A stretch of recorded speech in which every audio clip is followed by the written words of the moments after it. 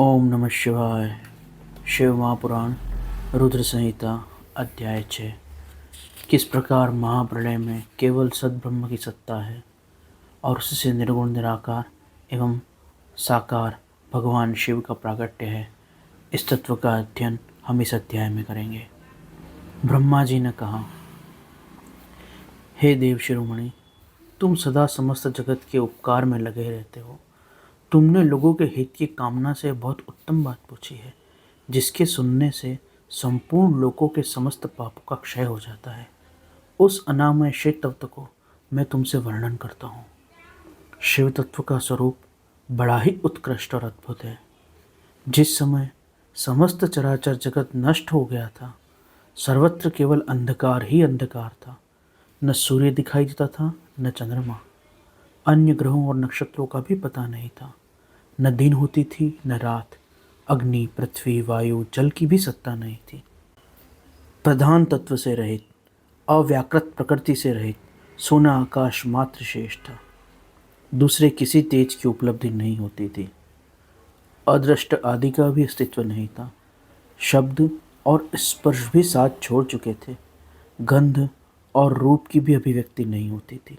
रस का भी अभाव था। दिशाओं का भान तक नहीं था। इस प्रकार सब ओर निरंतर शुचिभेद्य घोर अंधकार फैला हुआ था।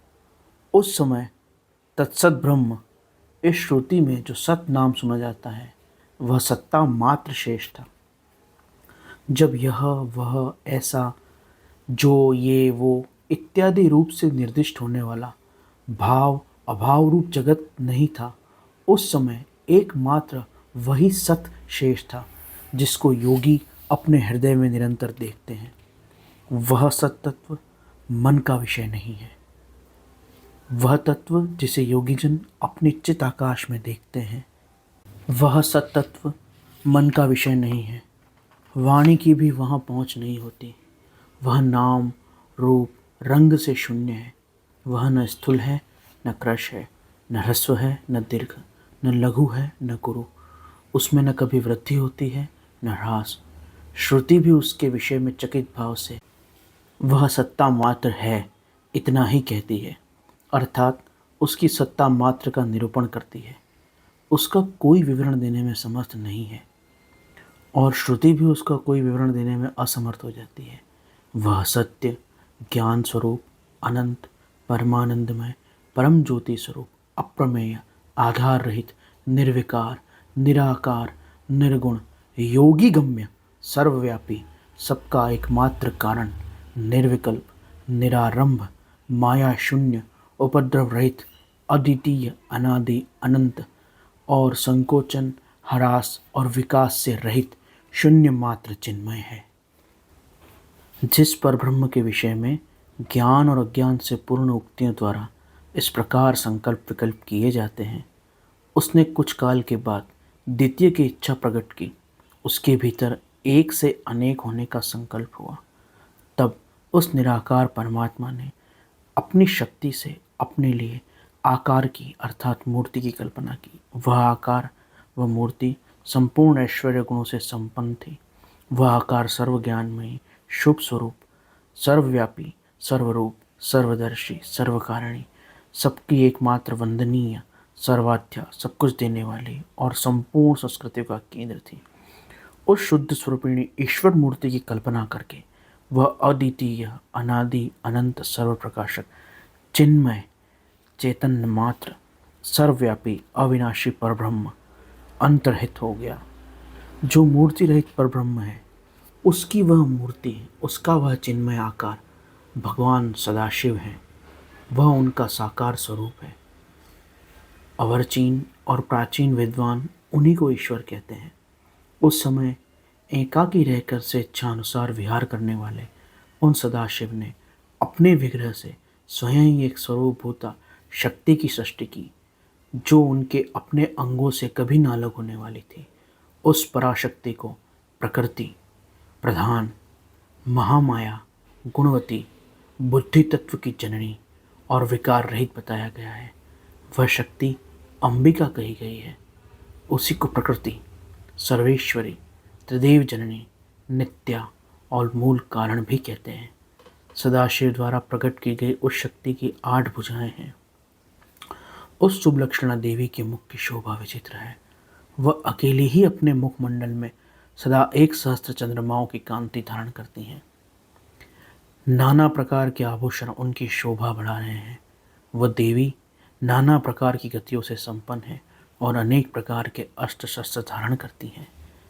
वे जो सदाशिव हैं उन्हें परम पुरुष, ईश्वर, शिव, शंभु और महेश्वर कहते हैं। वे अपने मस्तक पर आकाश गंगा को धारण करते हैं। उनके भाल प्रदेश में चंद्रमा शोभा पाता है। उनका चित्त सदा प्रसन्न रहता है। उनके श्रेयंगों की प्रभा कपूर के समान श्वेत वर्ण है। वे अपने सारे अंगों में भस्म रमाए रहते हैं। उन काल रूपी ब्रह्म ने एक ही समय शक्ति के नाथ शिवलोक नामक क्षेत्र का निर्माण किया था। उस उत्तम क्षेत्र को काशी कहते हैं। वह परम निर्वाण और मोक्ष का स्थान है जो सबके ऊपर विराजमान है। वे शिव और शक्ति जो परमानंद स्वरूप हैं, वे प्रिया और प्रियतम जो शिव और शक्ति स्वरूप हैं, उस मनोरम क्षेत्र में निवास करते हैं। काशीपुरी परमानंद रूपिणी है। उन्हें शिव और शिवा ने प्रलय काल में भी उस क्षेत्र को अपनी की सन्निधि से मुक्त नहीं किया, इसलिए विद्वान उसे अविमुक्त क्षेत्र कहते हैं। वह क्षेत्र आनंद का हेतु है, इसलिए पिनाकधारी शिव ने पहले उसका नाम आनंदवंद रखा था। उसके बाद उसका नाम अविमुक्त नाम से प्रसिद्ध हुआ। देवर्षि, एक समय उस आनंदवन में रमण करते हुए भगवान शिव और भगवती शिवा के मन में यह इच्छा हुई कि किसी दूसरे पुरुष की भी सृष्टि करनी चाहिए, जिस पर सृष्टि संचालन का महान भार रखकर हम दोनों केवल काशी में रहकर इच्छा अनुसार निर्वाण धारण करें। वह पुरुष हमारे अनुग्रह से सदा सबकी सृष्टि, पालन और संहार भी करे। यह चित्त एक समुद्र के समान है। इसमें विचार, प्रवाह, चिंता आदि की उत्ताल तरंगे, इच्छाओं, कामनाओं आदि की उत्ताल तरंगे उठकर इस चित्त को चंचल बनाए रहती हैं। इसमें सत्वगुण रूपी रत्न और सद्गुण भी हैं, तमोगुण रूपी ग्राह्य और दुर्गुण भी हैं, रजोगुण रूपी प्रवृत्ति, कर्म और मूंगे भी भरे हुए हैं। इस विशाल मन, इस विशाल चित्त रूपी समुद्र को संकुचित एकाग्र करके हम दोनों उस पुरुष के प्रसाद से काशी में सुखपूर्वक निवास करें। यह आनंदवन वह स्थान है जहाँ हमारी मनोवृत्ति सब ओर से सिमटकर आनंदवन काशी में लगी हुई है तथा जिसके बाहर का जगत चिंता से आतुर है। ऐसा निश्चय करके शक्ति सहित सर्वव्यापी परमेश्वर शिव ने अपने वाम भाग के 10वें अंग पर अमृत लगाया। फिर वहाँ से एक पुरुष प्रकट हुआ जो तीनों लोकों में सबसे अधिक सुंदर था। वह शांत था, उसमें सत्वगुण की अधिकता थी, वह गंभीरता का अथाह सागर था। मुने, क्षमा नामक गुण से युक्त उस पुरुष के लिए ढूंढने पर भी कहीं कोई उपमा नहीं मिलती। उसकी कांति इंद्र नीलमणि के समान श्याम थी। उसके अंग अंग से दिव्य शोभा चटक रही थी और नेत्र प्रफुल्ल कमल के समान शोभा पा रहे थे। श्रीअंगों पर स्वर्ण सी कांति वाले 2 सुंदर रेशमी पीताम्बर शोभा दे रहे थे। किसी से भी पराजित न होने वाला वह वीर पुरुष अपने प्रचंड भुजदंडों से शोभित हो रहा था। उसके बाद उस पुरुष ने परमेश्वर शिव को प्रणाम करके कहा, स्वामी, मेरा नाम निश्चित कीजिए और काम बताइए। उस पुरुष की यह बात सुनकर महेश्वर भगवान शंकर हंसते हुए मेघ के समान गंभीर वाणी में उससे बोले। शिव ने कहा, वत्स, व्यापक होने के कारण तुम्हारा नाम विष्णु नाम से विख्यात हुआ। इसके सिवा और भी बहुत से नाम होंगे जो भक्तों को सुख देने वाले होंगे। तुमसे स्थिर उत्तम तप करो, क्योंकि वही समस्त कार्यों का साधन है। ऐसा कहकर भगवान शिव ने श्वास मार्ग से श्री विष्णु को वेद का ज्ञान प्रदान किया। उसके बाद अपनी महिमा से कभी भी अस्थिर न होने वाले श्री हरि भगवान शिव को प्रणाम करके बड़ी भारी तपस्या करने लगे और शक्ति सहित परमेश्वर शिव भी पार्षद गणों के साथ वहाँ से अदृश्य हो गए। भगवान विष्णु ने सुदीर्घ काल तक बड़ी कठोर तपस्या की, जिससे ब्रह्म स्वरूप जल उत्पन्न हुआ। वह ब्रह्मरूप जल अपने स्पर्श मात्र से सब पापों का नाश करने वाला है। उस समय थके हुए उन परम पुरुष विष्णु ने स्वयं उस जल में शयन किया। वे दीर्घ काल तक प्रसन्नता के साथ उस जल में रहे।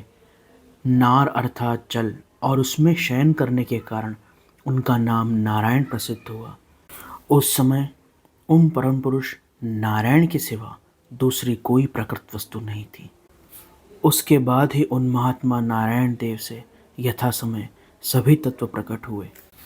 हे महामति विद्वान नारद, मैं उन तत्वों की उत्पत्ति का क्रम बता रहा हूँ, सुनो। प्रकृति से महत्त्व हुआ, उससे सत्व रज 3 गुण हुए, उससे 3 प्रकार के अहंकार की उत्पत्ति हुई। इन अहंकारों से 5 तन्मात्रा हुई, जिनसे पंच महाभूत पृथ्वी जल अग्नि वायु आदि उत्पन्न हुए। उसी से ज्ञानेंद्रिय और कर्मेंद्रियों की शक्तियाँ प्रादुर्भाव हुआ। मुनिश्रेष्ठ, इस प्रकार मैंने तुम्हें तत्वों की संख्या बताई। इनमें पुरुष अर्थात परमात्मा को छोड़कर शेष सारे तत्व प्रकृति से बने हैं, इसलिए वे सब के सब जड़ हैं। इस प्रकार शिव महापुराण रुद्र संहिता 6वां अध्याय यहाँ संपूर्ण हुआ। शेष अगले अंक में। ओम नमः शिवाय।